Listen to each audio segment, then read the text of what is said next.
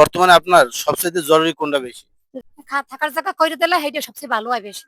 টাকার জায়গা করে দিলে সবচেয়ে বেশি ভালো হয়।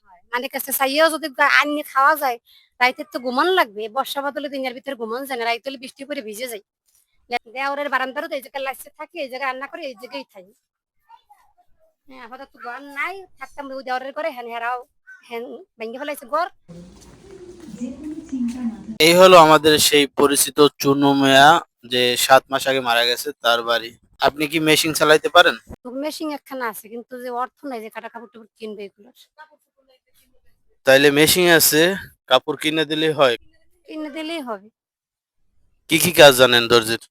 টুকি কাজ শিখছি, থ্রি পিস, বাচ্চাও কাপড় চোপড় এগুলো সিম্পল সিম্পল, কোনো নকশা কিছু জানি না। মেসি ছায়া। এই দেখছেন তাদের, এই একটা বাচ্চা আর একটা একদম ছোট নাবালক শিশু। এই সংসারে হাল ধরার মতো কেউ তেমন নাই যে এই সংসারে হাল ধরবে। ওই জায়গায় আগে থাকতেন আপনারা। এই অবস্থা, এই জায়গায় বিছনা লাইছে রাত্রে থাকে বলে। আর এটাও হ্যাগো ঘর। এটাও হেরা ভাঙ্গে নিয়ে যাইবে। এই হলো থাকার জায়গা, এই জায়গায় রান্না করে। আর এই হলো থাকার স্থান। কি বলবো, বাসা খুঁজে পাচ্ছি না। এরকম একটা জায়গায় ২ টা সন্তান নিয়ে কিরকম তারা থাকে। এই জমিটুকু ছাড়া তাদের থাকার মতো আর কোনো জায়গা নাই।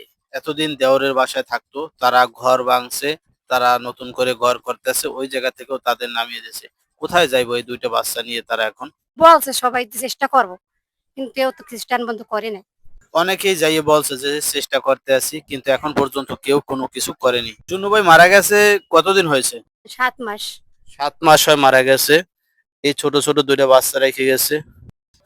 ২ টি সন্তান রেখে গেছে। তার ভিতরে একটা প্রতিবন্ধী বড়টাই, আরেকটা একদম ছোট। এই সংসারের হাল এখন কে ধরবে আল্লাহ জানে। সবার কাছে একটাই চাওয়া, এদের পাশে একটু দাঁড়াইবেন আপনারা। পড়ে আছে শুধু একটি পোতার জায়গা।